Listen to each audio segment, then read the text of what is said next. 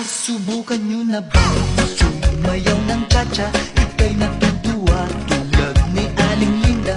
Habang naglalaba, sumasayaw ang lola. Nakangiti pa siya habang nagcha-cha-cha.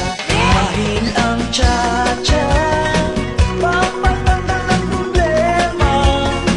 Lagi ka pang nakatawa habang nagcha-cha-cha.